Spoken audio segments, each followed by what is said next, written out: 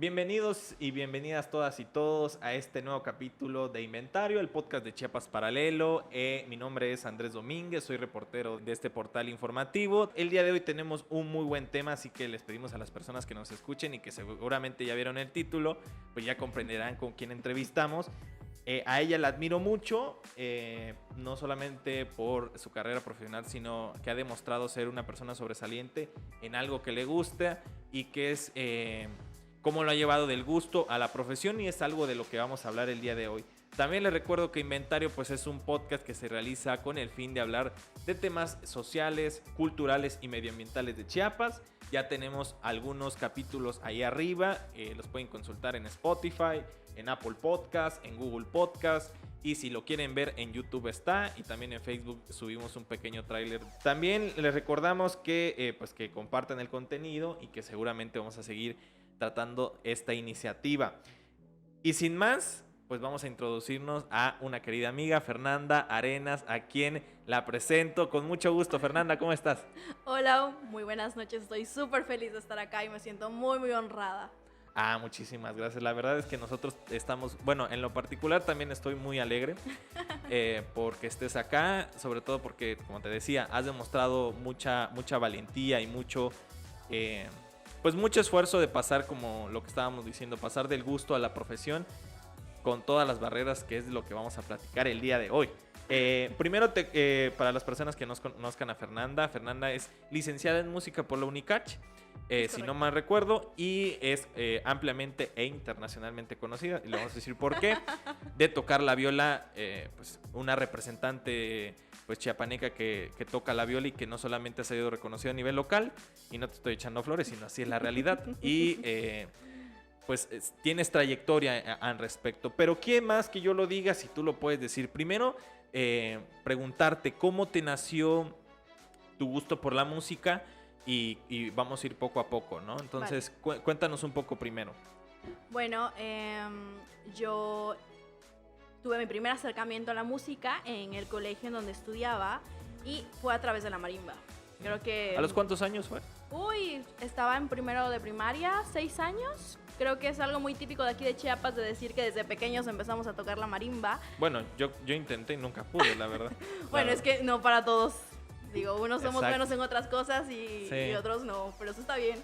Y así fue como tuve ese acercamiento a la música. Yo tengo una educación un poco especial o rara, como le quieran llamar. Soy homeschool. Eso quiere decir que estudié en casa. Y ¿Hasta qué grado estudias? Perdón que te interrumpa. Estudié, no te preocupes, tú puedes. Estudié hasta la universidad. Ok. Desde quinto de primaria hasta la universidad fue en casa. Entonces, esto de estudiar en casa también era que fomentaran a los niños que tuvieran otras actividades en donde pudieran convivir con otros niños, y ahí es donde entra la arte, deporte, todo ello, ¿no? Y a mi hermano lo meten a tomar clases de violín. Él era un niño de 2 años y su primer violín era un violín de 4 cuartos, entonces eso le quedaba como un cello para él, y fue de no, pues hay que comprarle un violín súper pequeño. Y llegamos a la Facultad de Música con el maestro Juan Ramírez, que estoy súper segura que muchos músicos aquí en Chiapas y en Tuxtla lo conocen. Y él súper amable le dijo a mi mamá, no, pues si tiene un violín ahí en casa, traiga a su hija para que empiece a tomar clases. Y la verdad es que el violín para mí en lo personal, híjole, chilla mucho, no me gusta. Y cada verano nos íbamos a conferencias de Local Educador para pues trabajar esto de la casa, de que los papás se prepararan, de libros y todo esto. Y ahí fue la primera vez que yo escuché de la viola. Yo regreso a casa, regreso a Chiapas con esto de yo quiero ser violista. O sea, yo venía con la convicción de quiero tocar ese instrumento. Y llego con mi maestro, con Juan, y yo le dije, maestro, yo quiero tocar la viola. Él me dijo que sí. Y mis papás también me dijeron que sí. O sea, fue de, vamos a comprar una viola. Recuerdo que fue la única viola que encontramos aquí en Tuxtla y no había maestro de viola. ¿Eso a los cuántos años fue? 12 años. Sí, como por ahí. Ajá. Tuve la suerte que al año llega Noelia Gómez, quien fue mi primera maestra de viola, a quien le debo creo que absolutamente todo, y ella me adoptó, porque ella no daba clases en infantil. La Facultad de Música, tal vez muchos no saben, pero tiene este nivel del Centro de Iniciación Musical, que es especial para niños, hasta los 15 años, y ya a partir de ahí puedes entrar al propedéutico, si ya quieres estudiar música. Entonces yo venía desde el infantil, yo he estado toda mi vida en la facultad. Así que ella me adoptó porque no daba clases a niños, pero yo era la única violista niña ahí y dijo, pues va. Así que empecé a tomar clases con ella y luego mi maestro de orquesta, porque yo ya formaba parte de la orquesta infantil de la UNICACH, me dice, mira, hay esta convocatoria. Y yo así de, híjole, yo creyendo que no tenía como el potencial, que yo no tenía el nivel para hacer una audición a nivel nacional, yo le dije, no, pues este año no, para el siguiente. Y otra vez me dijo, ya salió la convocatoria de la OSIM. La OSIM es la Orquesta Sinfónica Infantil y Juvenil de México. Y yo dije, pues vale, lo intentamos. Llego con mi maestra, con Noelia, y le digo, maestra, quiero hacer esta audición. Y ella confió en mí, ella me apoyó, ella me dio clases extra para prepararme para esta audición. Les platico un poco cómo es la audición. Sale la convocatoria a nivel nacional y nos envían pasajes orquestales que nosotros tenemos que estudiar, nos envían la partitura tal cual. Tú lo estudias, tienes 2 meses para preparar, te grabas y envías el video. En ese entonces era en CD, ahorita ya es por YouTube. Y pues ella estuvo ahí presente durante todo ese trabajo, apoyándome durante la grabación, grabó conmigo. Y yo aquí súper muerta de miedo, de híjole, hay violas mucho mejores en el país, yo no voy a quedar. Y pues nada, lo hice, ¿no? Y a los meses quedé seleccionada. Así que fue mi primera audición formal que yo hice, que me hizo entrar ya a este mundo. Claro, yo ahí preguntaría, porque me hace mucho ruido y creo que eres la primera persona que el homeschool es como un tema ahí muy particular. Entonces, ¿cómo fue ese tránsito? O sea, me pongo a pensar en el tránsito de decir, tu escuela estaba en casa, a la gran diferencia de los demás estudiantes, y decir que tu actividad extraescolar, pues o sea, no sé, la hacías fuera. ¿Cómo era interactuar, por ejemplo, ese tipo de cuestiones en decir, mi escuela está en casa y la actividad que hago extracurricular está fuera? ¿Cómo relacionabas eso? Para mí no fue nada complicado porque estaba acompañada de otros niños que también estudiaban en casa. Entonces no era como que fuera la rara. Nos reuníamos con otras familias que también hacían homeschool aquí en Chiapas y pues íbamos cada verano a Saltillo y nos topábamos con niños de todo el país y extranjeros que también estaban estudiando en casa. Entonces era, no soy la rara, ¿sabes? Era como ver algo muy normal el estar en casa con la familia trabajando y luego por la tarde ir y hacer actividades y convivir con otros niños. Claro. ¿Y qué tan estricta era tu mamá o tu papá? Uy. Seguramente es una gran pregunta. Pues creo que mi mamá es la más estricta de eso, pero creo que yo siempre he sido como muy responsable con mis cosas, al contrario de mi hermano. Si tú le preguntas a mi hermano del homeschool, él odia por completo. Ajá. Para mí fue genial, o sea, yo digo, vale, si en un futuro muy, muy lejano tengo hijos, es una opción para mí, pero para mi hermano, no, definitivamente él no funcionó. Claro, entonces te pregunto, obviamente esta es la pregunta obligada y lo estábamos preguntando hace poco aquí con los compañeros. Primero, así de forma muy sencilla, que tampoco nos vamos a adentrar en eso, ¿cuál es la diferencia entre la viola y el violín? Ok, la diferencia entre ellos son las cuerdas y el sonido. El violín tiene la cuerda más aguda que es mi, luego sigue la, re, sol.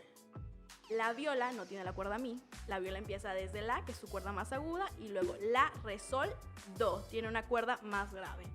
Y la diferencia es que si tú lo pones por separado no lo vas a notar, pero si tú me pones un violín y una viola, es súper obvio que la viola es un poco más grande. O sea, tampoco es del tamaño del cello, no. Es un poquito más grande y se toca de la misma forma. Ok, entonces nos decías ahorita que estábamos platicando que ya, pues ya nulificaste esa batalla de decirle a las personas la diferencia entre violín y viola. Sí, yo perdí esa batalla hace muchísimo y me pasó, estaba en el aeropuerto. Para mí ya es muy normal viajar con la viola para todos lados y yo traía el estuche, que es un estuche muy llamativo, es un estuche amarillo, y se me acercan unos niños a preguntarme qué era. Y yo aquí dándole la explicación de que es una viola, por esto y aquello. Y al final me dicen, ¡ay, es un violín! Y yo, ok, es un violín. Y luego me pasaba también en el aeropuerto que cuando pasas por las banditas que te están revisando, te preguntan que qué llevas, ¿no? Y si yo decía que era una viola, era de, híjole, señorita, se lo vamos a revisar, ¿no? Queremos ver qué es. Y si dices que es un violín, no, pues ya, sin problema. Entonces dije, ¿para qué pelearme con la gente y darle una gran explicación si al final me van a decir, no, pues es un violín? Claro, también ahorita que estás, bueno, que tú comentabas que creciste básicamente en la facultad de música, me pongo a pensar cómo fue tu interacción con los demás estudiantes, teniendo en cuenta cómo eran sus inquietudes, o sea, tú qué notabas al relacionarte con tus demás compañeros, o sea, si tenían sus mismas inquietudes por ejemplo, al tocar. Uy, pues muchos del nivel infantil estaban ahí porque los llevaban, ¿sabes? No era porque quisieran dedicarse a eso. Y habían niños que eran muy, muy buenos, que al final no estudiaron música, que lo vieron realmente como un hobby. Entonces, pues te topabas de todo. Sí. Me pongo a pensar estas presiones, o sea, porque sí existe este hecho, como tú mencionabas, ¿no? De que pues tenemos una hija o una hija, pues que vaya a hacer alguna actividad extra, la metemos a que haga música y pues no sé si sea una actividad como más impositiva, como se escucharía. Pero tú, ¿qué reflexionarías de los niños y niñas que estudian o que son inclusive forzados a acudir en estos sitios? Híjole, yo creo que tú no puedes forzar a un niño a hacer algo, porque ahí se acaba la magia. El niño tiene que agarrarle el gusto a eso. Y yo a la par de ir a la facultad de música, de tocar un instrumento, practiqué taekwondo y se me daba la mar de bien. O sea, yo disfrutaba demasiado eso. Pero llegó el punto en el que dije, es una u otra, porque ya me daba miedo lastimarme al estar en combate. Porque decía, híjole, si me lastimo no puedo tocar. Entonces creo que mis papás siempre me dejaron ser como muy libre en cuanto a lo que yo quisiera hacer, siempre y cuando, claro, dentro de las normas. Pero pues sí me apoyaron demasiado. Entonces yo creo que al niño lo puedes llevar a clase. Si él te dice, mamá, yo quiero aprender piano, lo llevas a clase de piano, y si ves que no es lo suyo, puedes seguir buscando, porque obviamente no todos nacemos para lo mismo. Claro. ¿Cuál fue tu primer reto? Platicando ya como, por ejemplo, con la viola, ¿cuál fue tu primer reto? Es decir, ver que esto ya no era sencillo, pues, o sea, que sí tenía de alguna manera su grado de dificultad. ¿Cuál fue tu primer reto? Uy, creo que fueron las audiciones. Cuando empecé a hacer audiciones fue un reto muy enorme, porque no solo competías contigo misma, sino con niños de otros lados. Y era de, híjole, tengo que dar lo mejor de mí, ¿no? Pero no siento que haya sido tanto como un reto. Creo que era parte de... Uh-huh. Sí, también te pregunto cómo llegar a una orquesta, por ejemplo. Me imagino que toda la vida estuviste sola en este aspecto del homeschool. Homeschool, iba a decir home office, que ya que está como muy Sí, de moda ahorita. Todo el mundo hace eso. El homeschool, ¿cómo fue, pues, por ejemplo, ya interactuar y sobre todo coordinarse ya con una primera orquesta? ¿Cómo fue tu primera interacción con esta primera orquesta? Uy, no fue difícil, tal vez por mi personalidad. Pero siempre estaba rodeada de niños, ¿sabes? Siempre habían más gente que sí, que el estar en casa sola, pero siempre mis papás buscaron que yo estuviera involucrada. No era aislarme completamente del mundo. Así que no fue complicado. Claro. Cuéntame tu primera experiencia en la orquesta. Yo era una niña, la primera vez que el maestro Juan me lanzó una orquesta. ¿Cuántos años tenías? Ay, tal vez 12 años. Te digo, yo era muy, muy pequeña, 12, 13.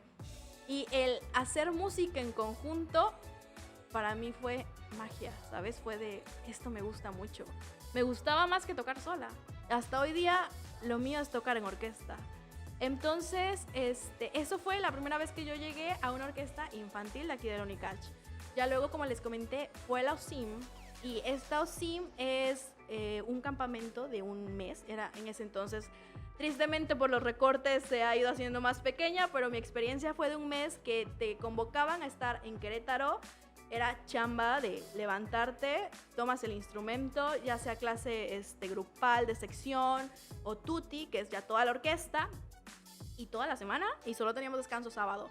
Te parabas y creo que los ensayos empezaban a las 10 hasta las 2, comíamos de 4 a 8, toda la semana dándole. Y no lo veía como algo malo, no lo veía como un trabajo, era como estoy disfrutando. Y luego al terminar esto dabas una gira a nivel nacional, entonces era genial el estar en un teatro con otros 170 niños o jóvenes que amaban hacer lo que tú haces. Híjole, para mí fue, quiero esto. ¿sabes? O sea, mi último año con los Sims cerramos en el Palacio de Bellas Artes y el que mis papás fueran para allá, me escucharan tocar con una orquesta de esta magnitud, yo quiero estudiar esto profesionalmente. O sea, creo que es gracias a este proyecto del Sistema Nacional de Fomento Musical que yo dije, me aviento a estudiar música profesionalmente. ¡Y qué intenso! Oye, ¿y cómo fue la experiencia de tocar en el Palacio de Bellas Artes? Uy, no, fue un sueño para mí, te juro, cuando... ¿Tenías 12 años todavía? No. A los Sims yo fui a los 16, 17. Mi última fue 19. Yo tenía 19 años cuando nos envían el correo, porque ese año tristemente se iba a cancelar los Sims porque no había recurso. Convocan... Eso es lo que vamos a platicar en el siguiente sí, bloque, jole, ¿no? no, hombre. Es un temazo, pero lo de Bellas Artes sí estaría interesante. A ver, es muy interesante. Nos llega el correo y llaman a todo el elenco del año pasado, esto fue 2015-2014, porque no se hizo convocatoria. Llaman al elenco y vemos que dentro de las localidades del Palacio de Bellas Artes era un sueño para mí. O sea, yo llegando desde Chiapas, jamás había ido al Palacio de Bellas Artes. Dije, wow, esto es... Para mí, a mis 19 años, era lo máximo. Era de gracias, vida, ¿no? Claro. Por permitirme estar acá con amigos, que era más que eso. Ya había hecho amigos, porque lleva 3 años consecutivos yendo a los SIM. Entonces, era de vernos en ese campamento, hacer música, trabajar con maestros, intercambiar ideas musicales. O sea, fue para mí absolutamente todo. Y luego esto de estar en los camerinos del Palacio de Bellas Artes, que mis papás fueran a verme, no, para mí... Creo que fue como un parteaguas en mi vida. O sea, y también te pregunto, ¿cómo ha sido esta experiencia en conjunto? O sea, tú mencionas que te interesa, bueno, que tú expresas mucho mayor placer cuando estás, pues, estás tocando de forma conjunta, ¿no? Uh-huh. Eso suena un poco más complejo, creo, porque uno siempre es complicado uh-huh. hacer trabajo en equipo, pero en música tal vez no lo asociamos mucho.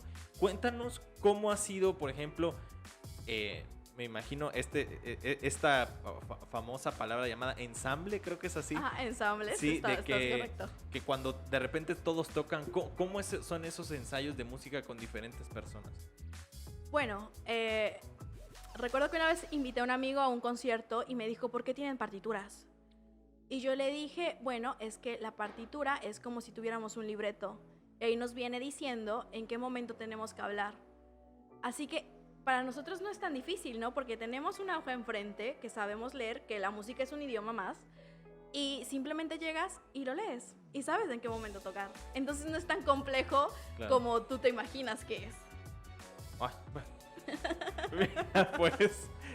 Pues nada, estamos justo en la recta final de este primer bloque con esta amena charla con Fernanda. Es que fíjate, me salen muchas preguntas, pero no... Bueno, las haremos en el segundo bloque seguramente, perfecto. Pero un placer que estés acá, das muy buena vibra y pues nada, esperemos que a las personas que estén escuchando o viendo este podcast sigan quedándose y sigan escuchando el segundo y el tercer bloque.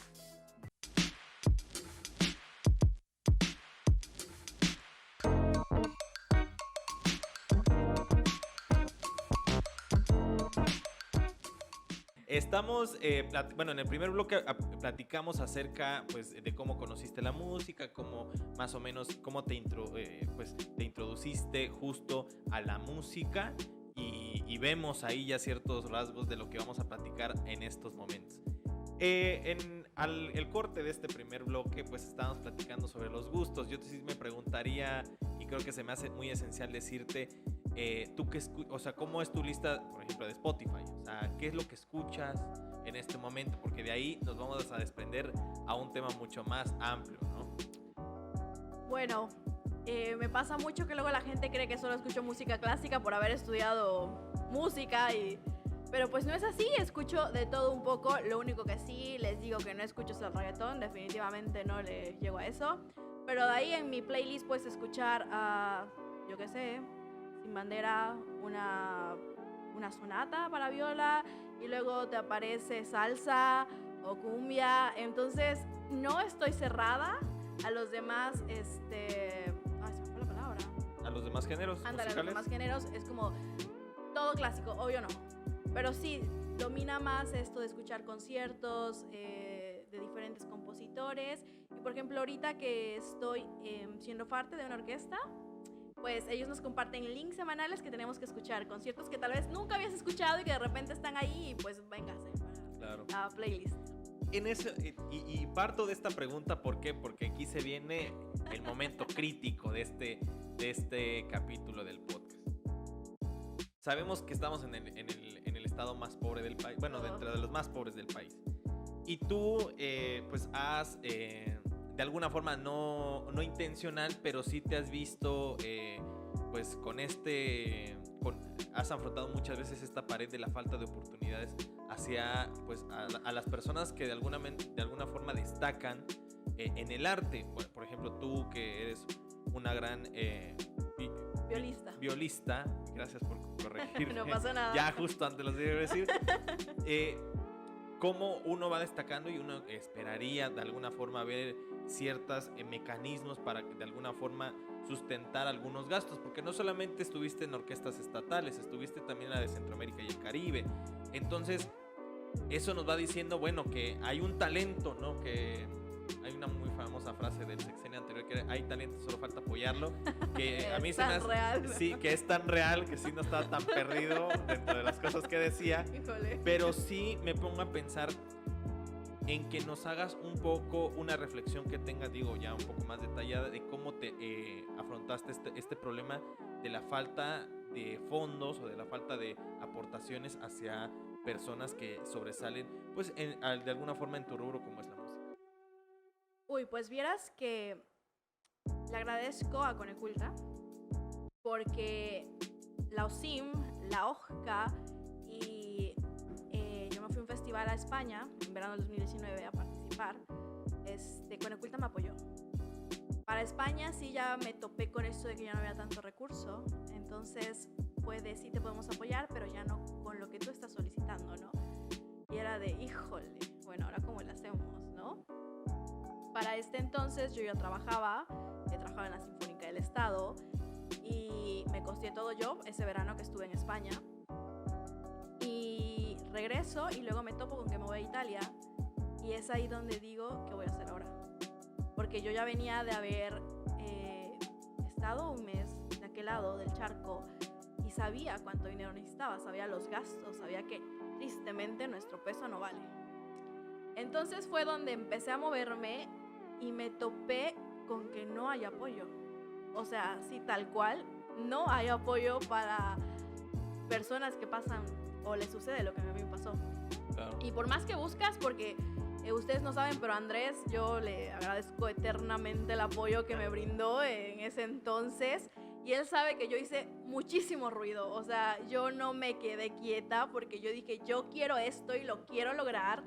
Y vamos a buscarle. Y por más que le busqué, no encontré. O sea, era así de no envía cartas acá, habla ya. Hice absolutamente todo lo que la gente me decía y no encontré apoyo. Me costeé todo yo solita.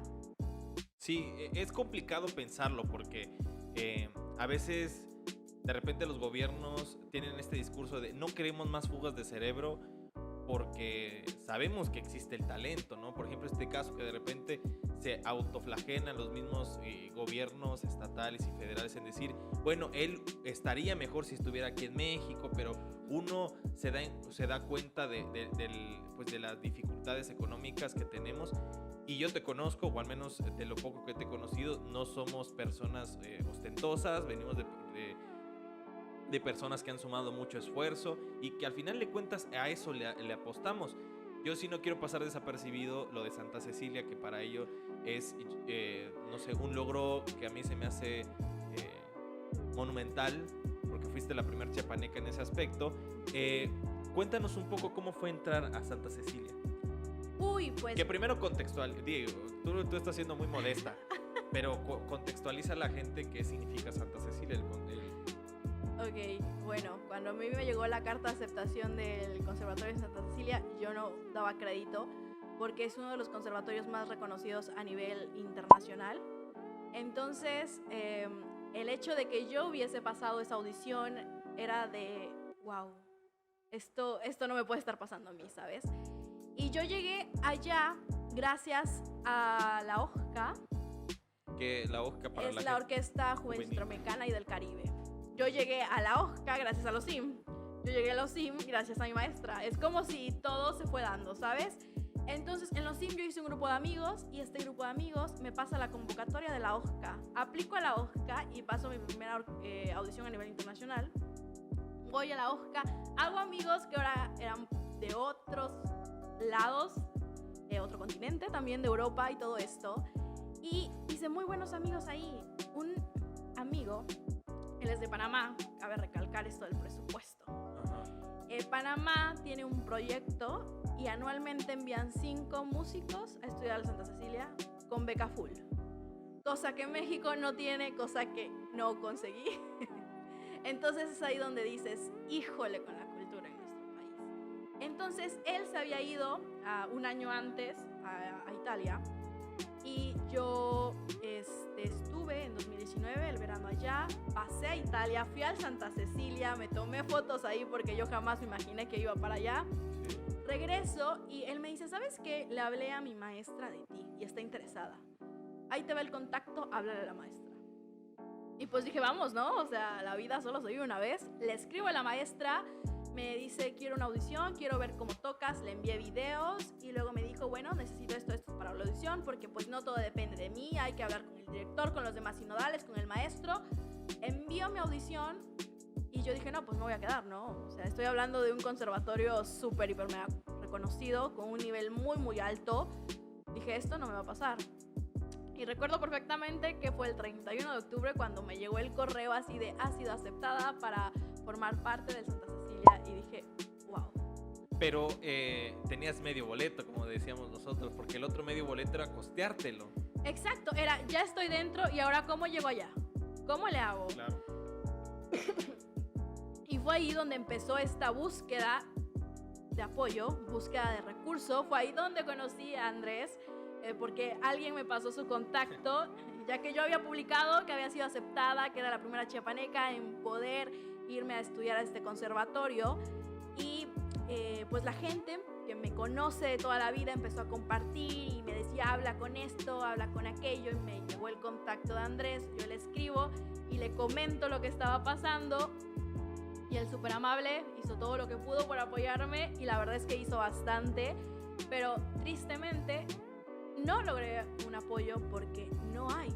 Sí, me acuerdo que en ese momento tú inclusive estábamos hablando de que ibas a postular para el Premio Estatal de la Juventud o Premio Municipal de la Juventud, porque decías, es que ya no encuentro la forma de cómo costeártelo, porque de alguna, o sea, obviamente queremos realizar nuestros sueños y sabemos que, como nuevamente repetimos, no nacimos en cuna de oro y nuestros obstáculos son un poco mayores en el tema económico, y por eso te decía lo del medio boleto, porque sí está muy chido decir, bueno, pues ya tenemos esto, pero ¿de qué voy a vivir? ¿Cómo voy a llegar?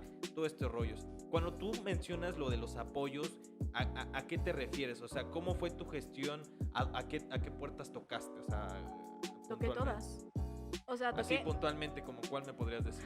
Híjole, fui a Coneculta, intenté hablar con el gobernador, intenté hablar con el presidente municipal, tuve una entrevista con Milenio, intentando llegar al presidente. O sea, toqué todas las puertas, Club Rotario, Exatec, o sea, toqué todo. Aquí en Chiapas moví cielo, mar y tierra por conseguir apoyo.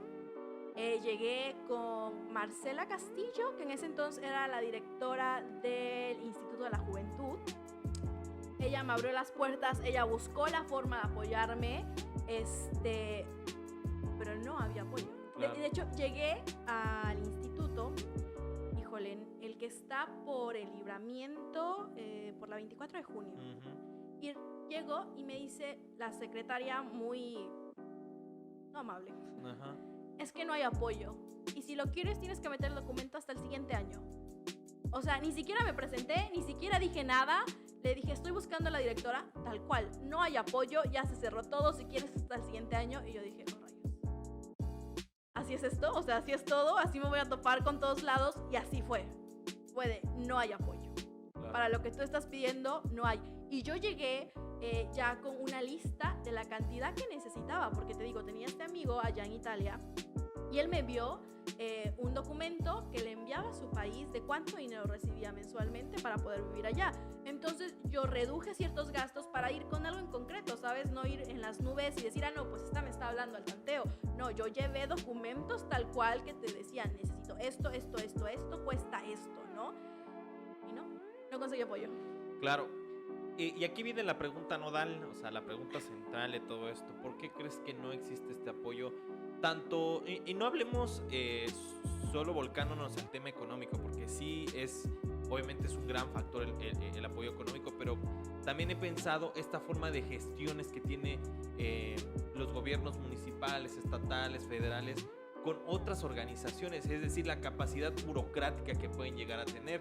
Es decir, a mí me tocó la fortuna también irme de intercambio y conocí a diferentes personas de también otras nacionalidades y decían, no, pues es que mi universidad paga el 50%, la otra universidad paga el 50%, o al final de cuentas los gobiernos buscan la forma de tener en cuenta ese tipo de cuestiones, ¿no? O sea, decir un 70-30 o ellos formulan y hacen estos famosísimos convenios de colaboración y es eso, ¿no? La forma de gestionar gubernamentalmente, pero para que nos cuentes desde tu visión por qué sucede esto, por qué existe una falta de apoyo hacia este sector. Mira, yo me tuve que ir porque ya premiaba irme y me fui con mi dinero.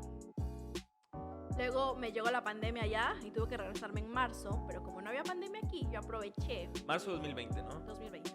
Yo dije, pues voy a buscar apoyo. Una tía me dijo, mira, vamos a hacer esto. Fuimos al Congreso, hablamos con... Ay, se me fue el nombre de la persona. Con esta persona. Con una diputada o diputado. Un diputado. Le presenté el caso porque no me había atendido nadie hasta ese momento. Fue gracias a mi tía. Y yo le dije, estoy buscando, ya estoy estudiando allá, traigo la matrícula, tengo renta, tengo absolutamente todo en Italia, necesito apoyo. Y él me dijo, bueno, voy a ver la forma en la que te puedo ayudar. Yo dije, vale, está brillando la luz al final del túnel. Sí. Y estuve encima. Para ese entonces yo era todavía estudiante de la Facultad de Música de la Unicash aquí. Entonces me dijo, mira, ¿sabes qué? Vamos a agarrarnos de hacer un convenio con la Unicash. Y yo dije, ya hablé con la Unicash y la Unicash me dijo que no hay presupuesto para mí. No sé cómo le hizo, el punto es que me llevó a una junta con el rector tal cual de la Unicash, en donde habían otras personas que no conozco. Y le dijo, pasa esto con ella. Ella viene de Italia porque pues había pandemia allá. La embajada de México. La embajada de México me dijo. ¿Qué te acabas de acordar? A ver, dime. Me acabo de acordar de una anécdota muy buena hablando de regreso. Quiero saber qué es.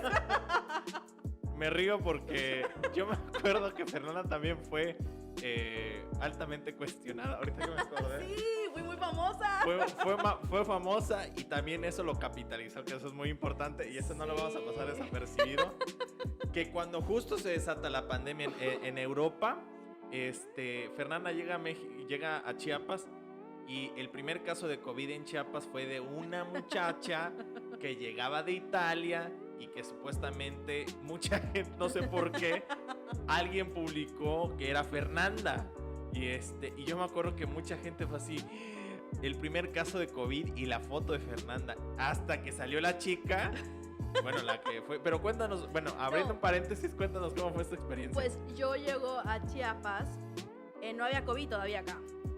Y en eso, de la nada, fue un domingo, recuerdo perfectamente, el secretario de Salud lanza el comunicado que había el primer caso que venía de Italia, era un estudiante. No da nombres, no da edad, no da de dónde de Italia venía.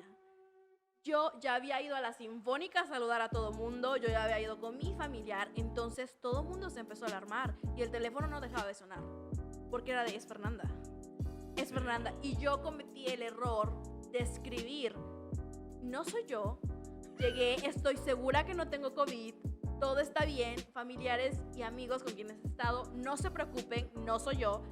Híjole, todo el mundo leyó eso y parece que no lo leyeron y que entendieron lo que quisieron y dijeron, es ella, acaba de escribir y dice que es ella. No, o sea, no sabes la cantidad de hate que me llegó. O sea, la cantidad. Tenía amigos y familiares defendiéndome porque me insultaban.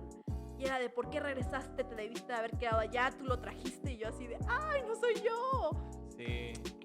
Fue un show eso y lo usé. Yo lo usé y puse, estoy buscando apoyo porque me fui sola, no tengo cómo regresarme. Y luego me llamaron Lady... Ay, no sé. Como si me hubiese aprovechado la situación, ¿sabes? Y yo así de, pues sí, lo tengo que aprovechar, ¿no? O sea, hice ruido en su momento y no me funcionó. Ahorita, por esto del COVID, tengo que aprovecharlo. Sí. Y vieran que apenas me dio COVID hace un mes, no me había dado en estos 2 años. Yo no lo traje, no fui yo. Sí. Pero qué muy buena anécdota, porque me acuerdo que fue así de... No sé, tenía como 1000 likes o... No, fue una cosa pero bárbara, todo el mundo lo compartió. Salí en el periódico. Sí. O sea, llegué no sé a dónde y estaba mi cara en el periódico y yo así de, ay, no puede ser No, esto. imagínate, yo, pobre Fernanda. Pero bueno, luego ya salió la... ¿Por qué? Porque me acuerdo que todo el mundo estaba buscando... Obviamente el primer caso COVID, pues para nosotros es como periodísticamente relevante y para la sociedad también. Hasta que una vez, yo sí recuerdo el video de la chica diciendo, no, yo sí tengo COVID, y era una chica totalmente distinta, pero que ella desde el Instagram lo dijo, ¿no? Y desde ahí lo pudimos saber. Pero bueno, cerrando ese capítulo muy chistoso de tu vida, bueno, que también lo capitalizaste muy bien, porque dijiste, me acuerdo mucho de ese post donde decías, bueno, ahora que ya tengo su atención, fíjense que les presento mi caso, ¿no? Ayuda, esto es lo que quiero, lo que necesito. Pero bueno, regresando un poco a la pregunta, entonces, ¿tú por qué crees que existe esta falta de apoyo? Bueno, nos contabas que estabas con el rector. Ándale, sí, estuve con el rector y lograron la forma de apoyarme con estas becas que dan a los que se van de intercambio. Mira. Entonces logré obtener el dinero. El problema fue que estaba en plena pandemia y yo seguía pagando 10.500 de renta en Italia. Entonces lo que había conseguido se me fue pagando renta ya, esperando a regresar, ¿no? Y fue como, ok, ¿qué voy a hacer ahora? Claro. Lo poco y lo único que había conseguido gracias a esta persona se me fue por la pandemia. Y es como muy frustrante porque dije, luché por esto, todos mis ahorros se fueron porque yo me pagué absolutamente todo al irme.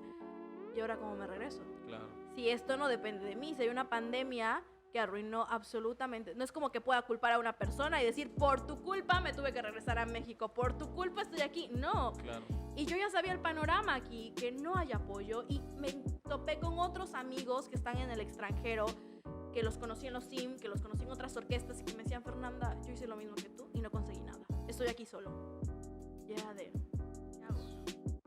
Ellos lo intentaron, son de otros estados y tampoco lo lograron. Y sobre todo por tu familia, que seguramente debe haber estado muy preocupada. Entonces, ¿cómo haces este mecanismo para atraerte, ¿no? Entonces, era muy complicado, bueno, ya con lo de la pandemia, ¿no? Pues vieras que en Italia apenas estaba desatando, todo estaba en Milán, en el norte, pero me pasó una cosa muy chistosa en el conservatorio, que es otra anécdota también de lo del COVID.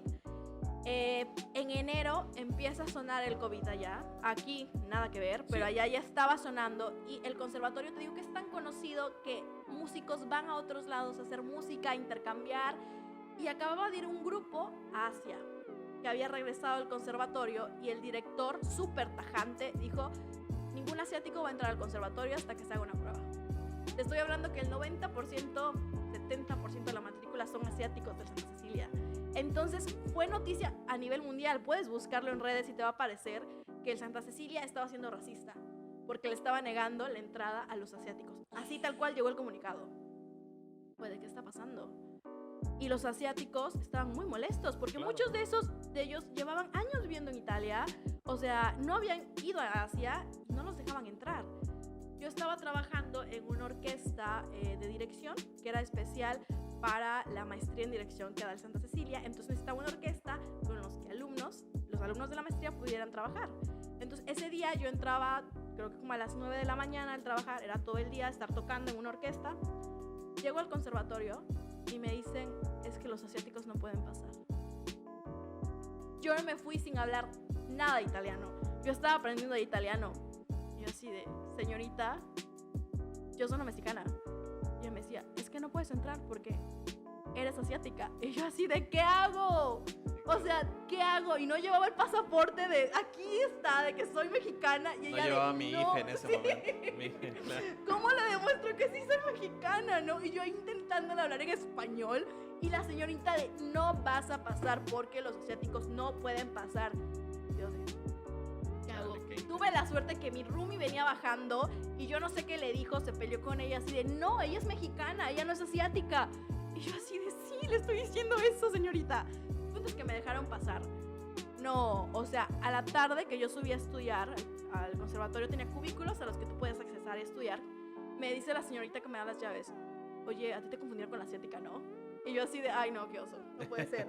Y todo el mundo ya sabía que a mí no me habían dejado entrar porque pensaban que yo era asiática. Y yo así de, ok, hemos empezado mal con esto. Entonces yo ya venía desde allá con este rollo de ser asiática, de no dejarte entrar porque traes COVID.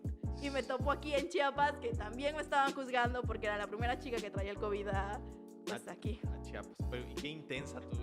O sea, me parecen muy buenas las anécdotas. Y nada, pues ya más o menos hemos hablado acerca de este tema que nos trae a colación, que es el tema de la falta de apoyos.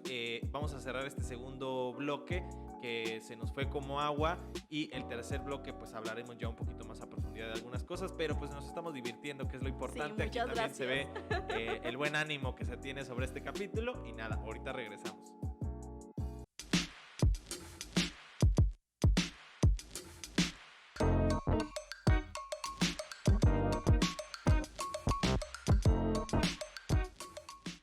Pues regresamos en este tercer bloque y la verdad es que me da mucha alegría porque se nota aquí la buena vibra y se nota que, a pesar de ser un tema muy complicado, es un tema sí, que seguramente tú lo sufriste mucho en su momento, pues ahora es parte. Yo recuerdo mucho una frase que de un entrenador de fútbol, el maestro Washington Tavares, en el que decía el camino es la recompensa, ¿no? De que a veces dices, bueno, todo este camino que sufrí y todo lo que hice, pero al final de cuentas lo hice, ¿no? Y cómo fue este sufrimiento. Ya yéndonos encarrilando en este ya último bloque, sí te preguntaría, ¿tú cómo ves al respecto?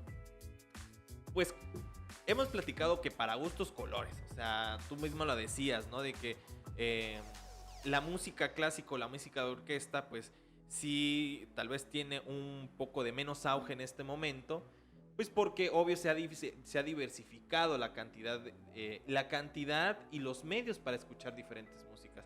Y no estamos diciendo, o al menos yo lo digo de título personal, no estamos diciendo que el reggaetón sea malo, o que por ejemplo la música cristiana sea buena, o que al final de cuentas, sino que para todos hay contenido, lo decíamos al principio, ¿no? Hay gente que ve TikTok 15 segundos o que puede tardar 3 horas viendo videos divertidos, y es totalmente válido, pero también puede ver otros contenidos culturales, algún documental que también le llenen.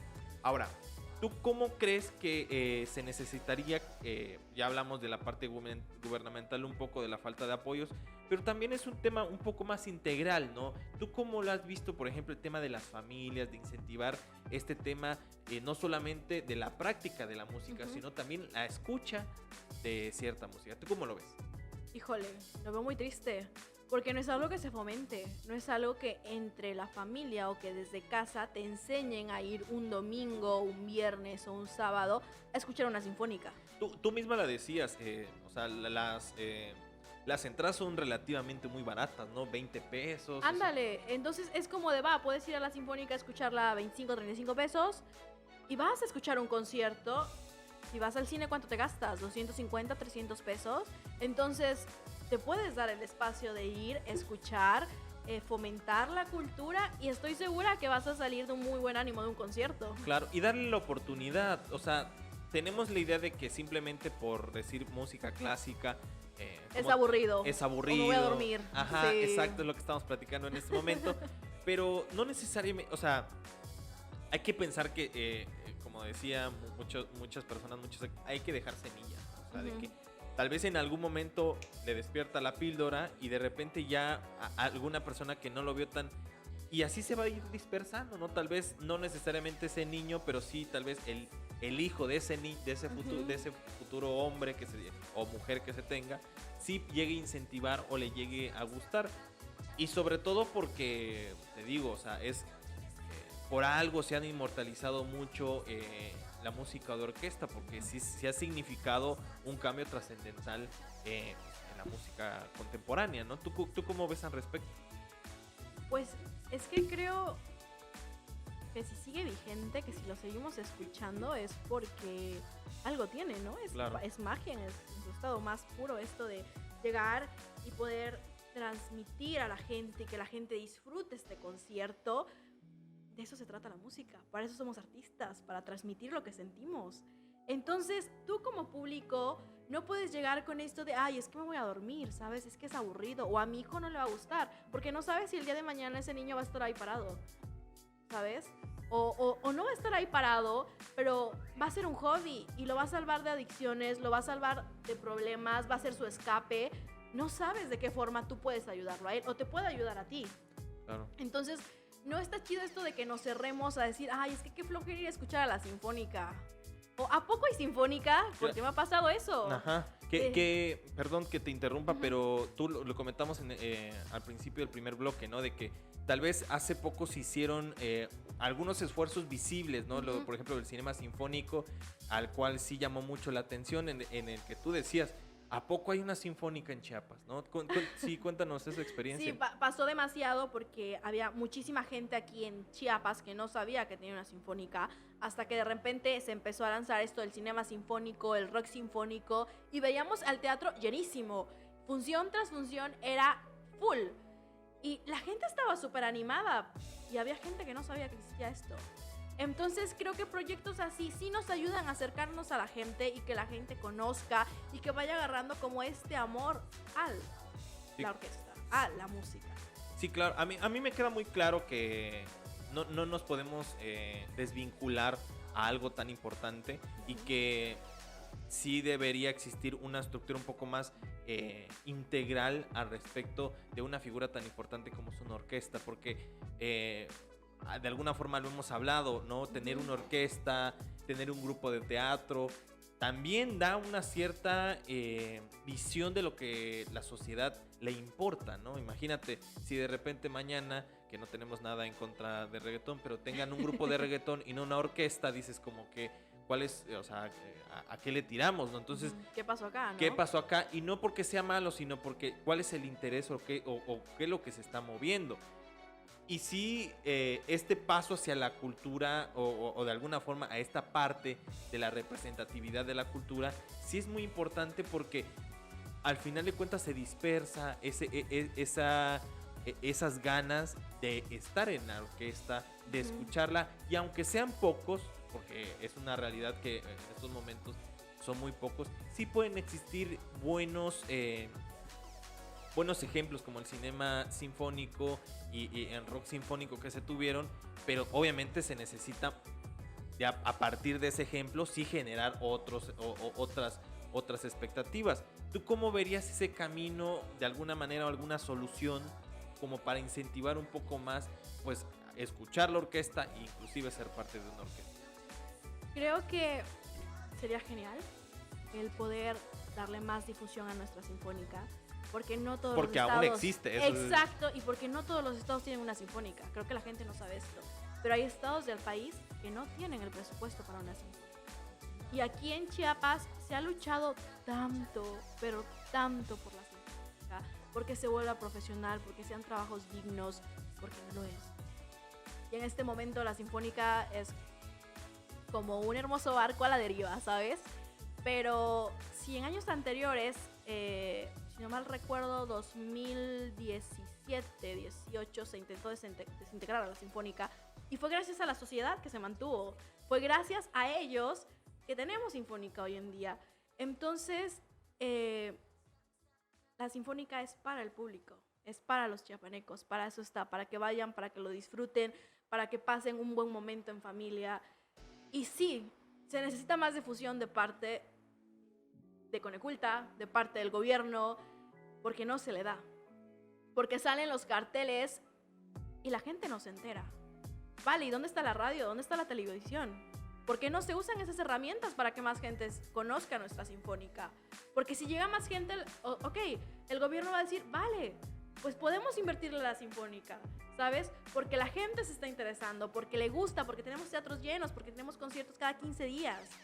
Pero no podemos culpar de todo al gobierno si nosotros en casa no hacemos nuestra chamba. Si nosotros no incentivamos a nuestros hijos, a nuestros familiares, a decir, pues vamos a escuchar una sinfónica. Sí, a mí se me hace muy claro también como el tema de la marimba, ¿no? O sea, Ándale. la marimba se escucha bien sola, de por sí se escucha bien. De hecho, acabo de ver un TikTok así de que la diferencia entre la marimba de Tabasco con juguito de piña, hablando que de juguito de piña, entre la marimba de Tabasco, la de Veracruz y luego ponen la de Chiapas, pero la de Chiapas es marimba orquesta.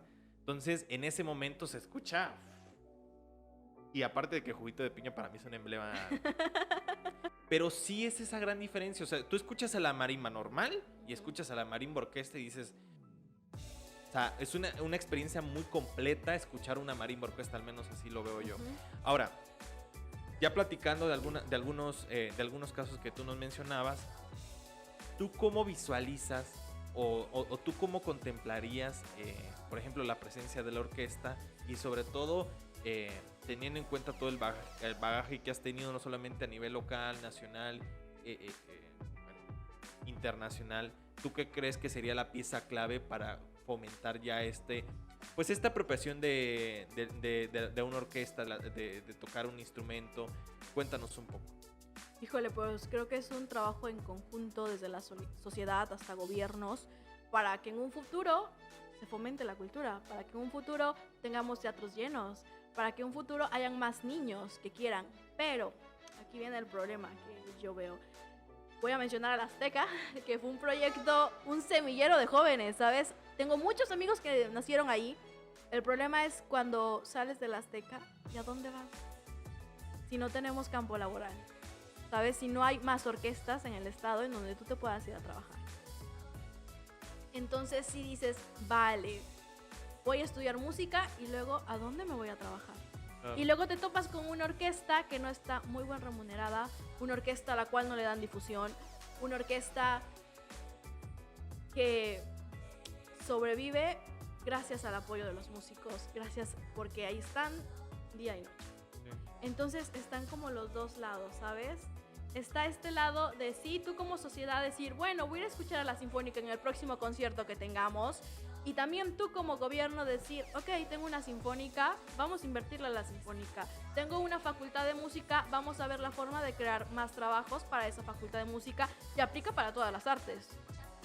Sí, yo también me pongo a pensar en el tema del presupuesto, que siempre es un rollo, ¿no? Uy. Sí, de que cada vez, por ejemplo, a los problemas vitales que se tienen y eso lo hablamos en un podcast, a los problemas vitales que se tienen en este momento, como son el cambio climático, hablando de calentamiento global, el cambio climático y por ejemplo estos cambios de paradigma que le dan millones a ciertas secretarías como la Secretaría de Obras Públicas para hacer dos puentes a desnivel, que eso ya lo hablamos con un especialista que fue Joselini Díaz Torres, pero no nos damos cuenta de que en qué estamos aportando hacia el cambio climático, ¿no? O sea, eso. Ahora, yo también me pongo a pensar en la parte de que no podemos ser distintos. O sea, ¿por qué necesariamente repetir patrones de una ciudad? O sea, y es lo que yo le comentaba con diferentes podcasts. O sea, volver nuevamente a decir, pues hagamos más grande la ciudad y entre más grande mejor y entre más ventas mejor o entre más se venda mejor y entre mejores empresas lleguen,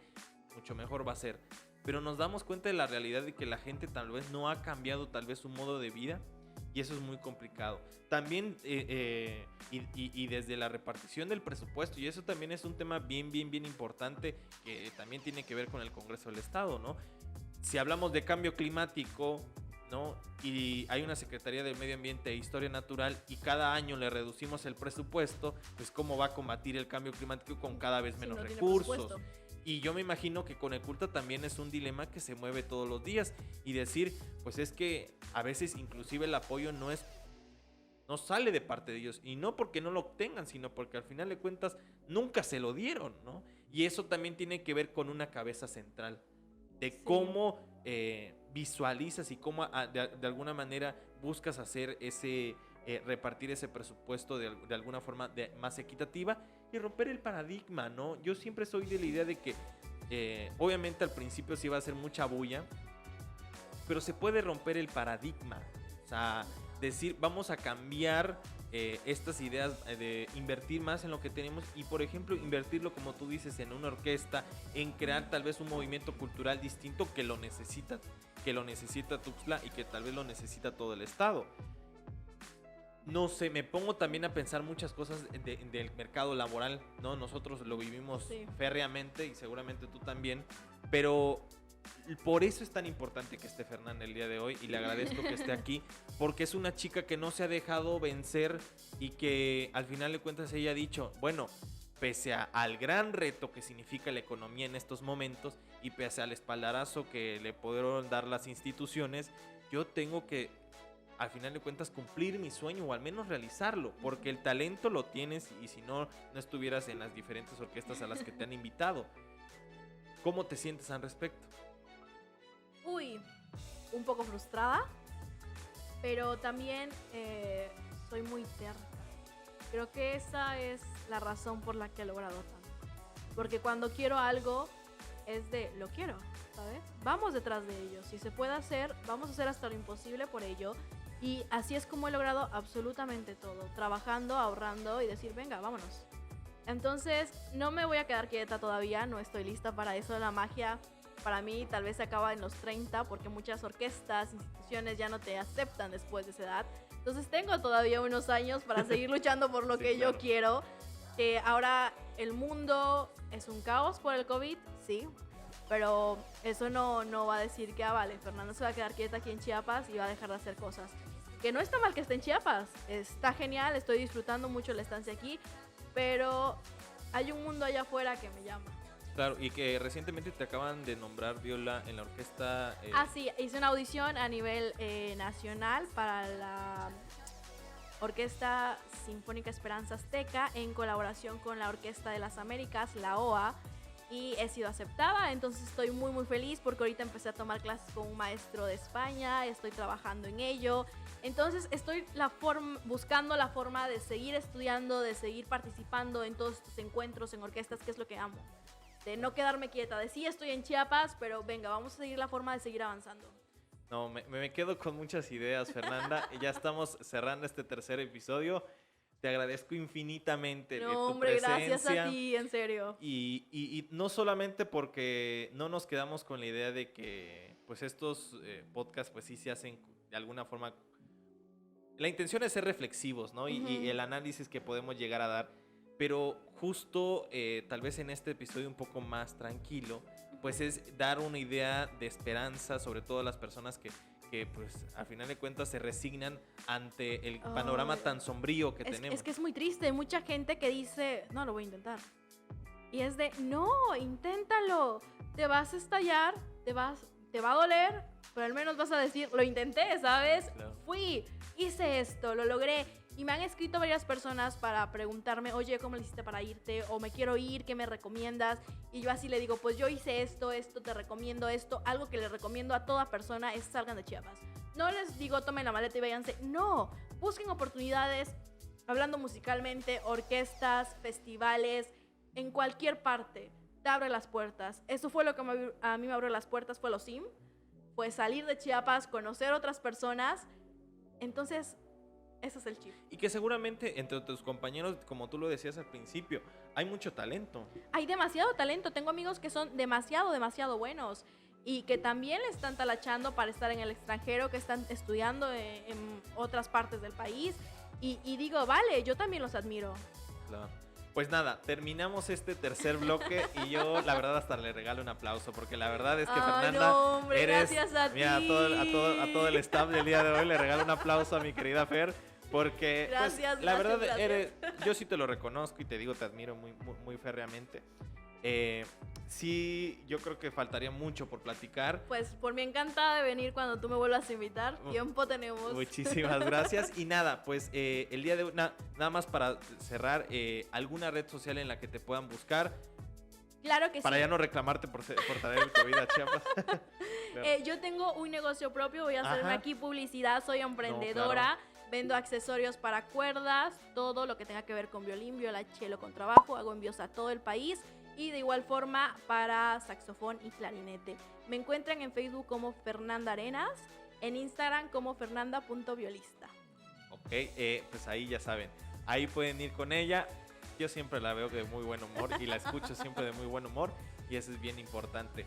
Pues nada, cerramos este capítulo del podcast diciendo que persigan sus sueños. Sí. De que le sigan echando muchas ganas. Que y nunca tal vez, los detengan, que jamás los detengan. Que el testimonio que tenga aquí el día de hoy Fernanda pues sirva de alguna forma como para incentivar y decir que no solamente en la música, sino tal vez en otros diferentes rubros de la vida. Mira, me acabo de acordar una cosa, espero haya tiempo. No, Recuerdo claro. que me escribió una mamá y me dijo, oye Fer, vi lo que hiciste y mi hija quería ser fotógrafa y yo le decía que no, porque de eso se iba a morir de hambre. Y vi lo que tú estás logrando y me sentí mal conmigo misma de decirle a mi hija que no podía hacer lo que ella quiere. Y me dice gracias. Y hoy veo y ella está haciendo lo que quiere, está Claro. siendo fotógrafa y digo, wow, ¿sabes? Todo ese esfuerzo, todo ese dinero sirvió. Hay gente dándose cuenta que sí se vive de las artes, que no puedes decirle a un niño o a un adolescente, no lo hagas porque no vas a vivir de eso. Claro.